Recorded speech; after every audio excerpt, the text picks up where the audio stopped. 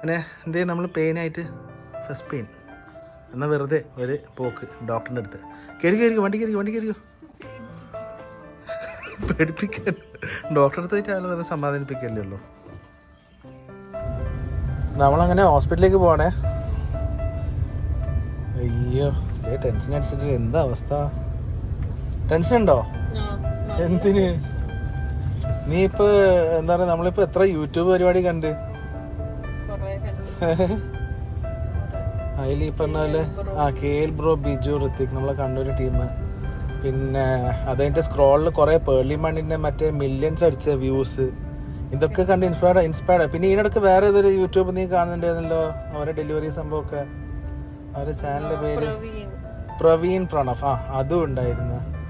ഓ കൊള്ളാലോ. ഇതിപ്പോൾ യൂട്യൂബ് ഇത് കണ്ട് ഇൻഫ്ലുവൻസ് ആയതാന്ന് തോന്നുന്നല്ലേ?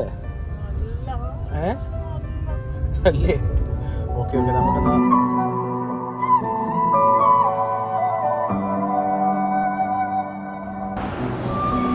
അങ്ങനെ കുറച്ച് നേരം കാത്തിരുന്ന് ഭാഗ്യത്തിന് വേഗം ഡോക്ടറെ കണ്ടു. ഡോക്ടർ വേഗം തന്നെ എല്ലാം ചെയ്തു തന്നു കേട്ടോ. ചെക്ക് ചെയ്തിട്ട് പറഞ്ഞു കുഴപ്പമില്ല, it's just a false pain. അത് പറഞ്ഞപ്പം തന്നെ അതിന് പെട്ടെന്നൊരു ആശ്വാസം ഉണ്ടായി.